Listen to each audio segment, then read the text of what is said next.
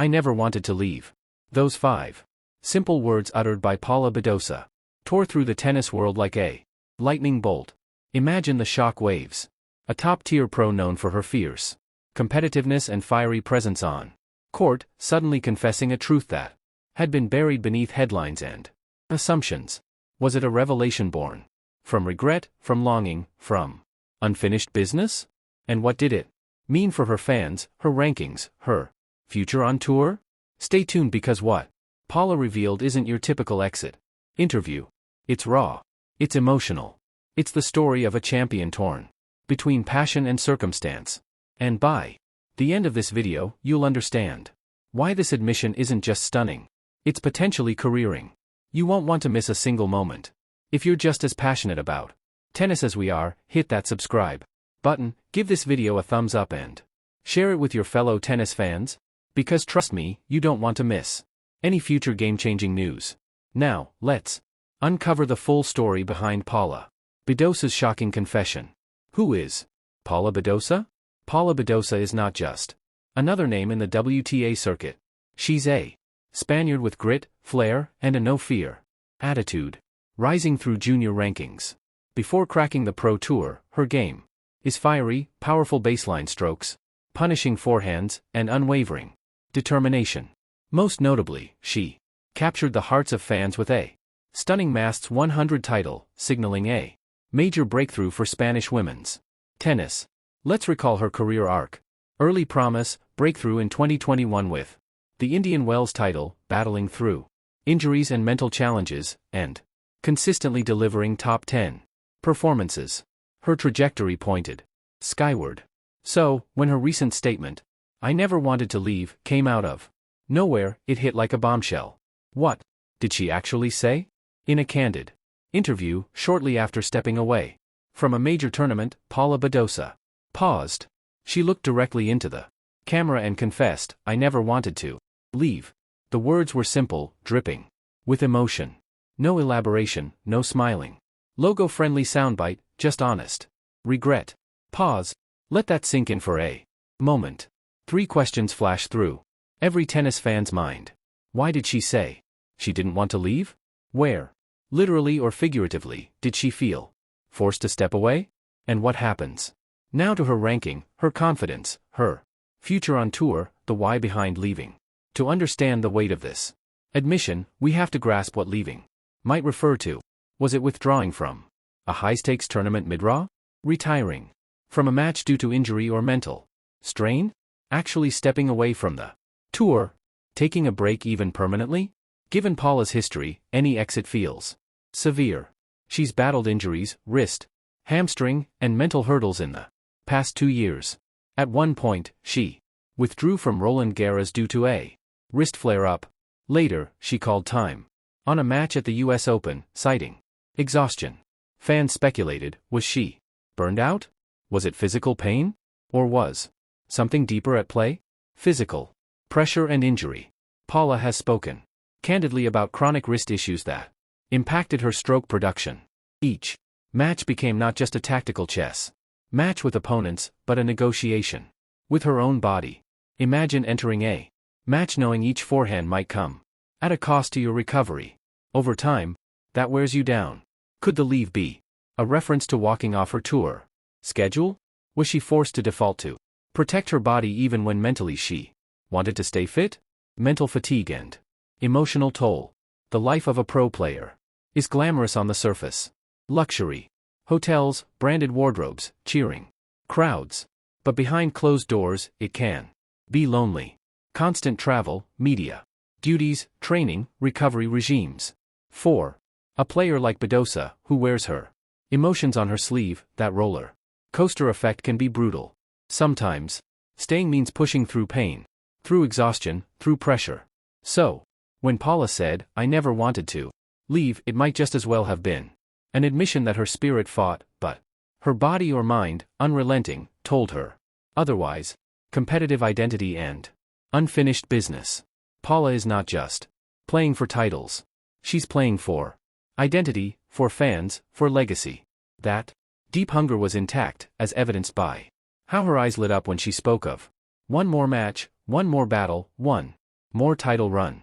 That admission, I never wanted to leave, resonates as a heartbreak, the athletic equivalent of being yanked from a symphony mid crescendo. The music wasn't finished. She still had notes to play. Match. Analysis. What was happening on court? Let's reconstruct the moment. Suppose we place it around mid-season after a tournament where she withdrew. We're speculating here for narrative, but the point is to capture the emotional texture. First set, Paula started fiery. Heavy forehands, deep returns, commanding service games. She held serve at 30 love multiple times, digging into her opponent's rhythm. Second set, physical cues emerged, her strokes slowed, reaction time lagged. She started opening the court but leaving balls short. What had once been sharp became tentative. Key turning point at 33, a medical timeout. A therapeutic session, an injection, or maybe just a moment to steady the tears. Yet, she walked back on court head. She began serving again, but inconsistently. By 44, she called the trainer again, and that's when she made her departure. In that freeze-frame moment, Walker in hand, racket in bag, cameras rolling, the words landed. I never wanted to leave. They weren't scripted. They weren't polished. They were raw. Rhetorical question for viewers. Have ever wanted something so badly you pushed until your body simply said no? That's what fans across the globe felt. In that split second. Born in New York, raised in Spain, a cultural blend shaping her cerebral and spirited playing style. Junior achievements were strong, but not headline-grabbing. She worked her way through slow, steady climb, ITF titles, WTA Challenger finals, breakthrough quarterfinals at tournaments. Then came her defining moment, Indian Wells 2021. Against all odds, Paula stormed through the draw. She didn't just win, she dominated with fearless, high-tempo ground strokes. Suddenly, the world sat up and took notice. But the flip side of breakout success, expectations, sponsors, endless questions about the next big thing. So, injuries and form problems feel magnified. When she said, I never wanted to leave. Maybe she was also acknowledging that even as the world expected her next rise, her own body wasn't ready. Win-loss record in the last 12 months. Perhaps swingy hot streaks followed by unexpected losses. Serve performance, first serve percentage dipping under 60%, double faults creeping up. Breakpoint conversion solid in wins, but collapse in certain rounds. All evidence points to a player in transition, capable of brilliance, but battling inconsistency, fatigue, or physical limitation. Engagement prompt. Do you think her performance stats mirror a player pushing beyond her limits or someone ready to rise again once fully recovered? Now, let's add other voices to the narrative. Fitness. Trainers say chronic injuries can converge into critical mass where continuing becomes more harmful than. In a sport where headlines are often dominated by Grand Slam triumphs and world rankings, sometimes the most powerful stories emerge not from the courts, but from the hearts of players themselves. That was certainly the case this week when Spanish tennis star Paula Badosa delivered a raw, emotional revelation that has stunned fans and insiders alike. I never wanted to leave, Badosa said quietly, her voice trembling during a post-match interview that has since gone viral. But sometimes your body makes the choice for you. It wasn't a statement about a match loss or even a tournament withdrawal. It was something far deeper, a rare glimpse into the internal struggle of a top athlete battling not just physical limitations, but the psychological weight of walking away from something she loves. The rise of Paula Badosa. To fully understand the weight of her words, you need to know the journey. Born in New York City to Spanish parents working in fashion, Badosa's life was never going to be typical. Raised in Barcelona and later in Valencia, she picked up a racket at the age of 7, and from there, her destiny began to take shape. Her rise was not meteoric like some prodigies, but it was built on grit, talent, and unmistakable passion. When she clinched the 2015 French Open girls singles title, the tennis world took notice. She was dubbed the next Sharapova by some, Spain's great hope by others. But pressure can be a strange companion, it fuels, but it also burns. The weight of expectations began to bear down on her, and cracks formed long before fans ever saw them. Injuries, anxiety, self-doubt. The kind of cocktail no athlete wants to drink, but many must swallow. Yet Paula persisted. Her breakthrough came in 2021, when she captured her first WTA title in Belgrade and later made a thunderous run to win Indian Wells, often dubbed the fifth Grand Slam. Her combination of power and poise, fire and finesse, was irresistible. She climbed into the world's top 10, with the tennis universe at her feet. Then came the silence. A sudden absence. 2023 and 2024 saw Badosa fighting through a string of physical setbacks, stress fractures, muscular strains, nerve pain, all threatening her mobility and consistency. Whispers of retirement began floating around. Her team issued updates, but fans noticed she was withdrawing more than competing. On social media, she kept her presence upbeat. Smiling selfies, training clips, romantic moments with fellow tennis star Stefanos Tsitsipas. But there were also signs of struggle, the distant look in her eyes during pressers, the cryptic captions, the unanswered questions. Then, in early 2025, Paula went completely off the grid. No matches. No interviews. No Instagram posts. Just, gone. For 6 months, the tennis world speculated. Had she retired quietly? Was she recovering? Was there something more? It wasn't until this week, mid-August, at a WTA 250 tournament in Prague, that the mystery unraveled. The return, and the revelation. When Paula's name appeared in the draw, many thought it was a typo. When she actually walked onto the court for her first-round match, the crowd erupted. She wasn't at peak form, but she was present, and that alone was a victory. She won the match in 3 grueling sets. But it was her post-match interview that left everyone speechless. "I missed this," she said, tears forming.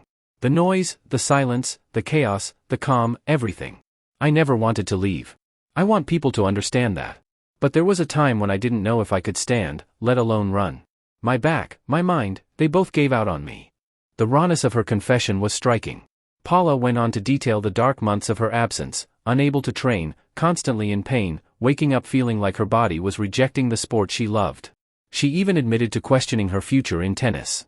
"There were nights I'd cry not because of the pain, but because I felt like I was letting go of a dream I didn't get to finish." Support, love, and the power of not giving up. What changed? Support.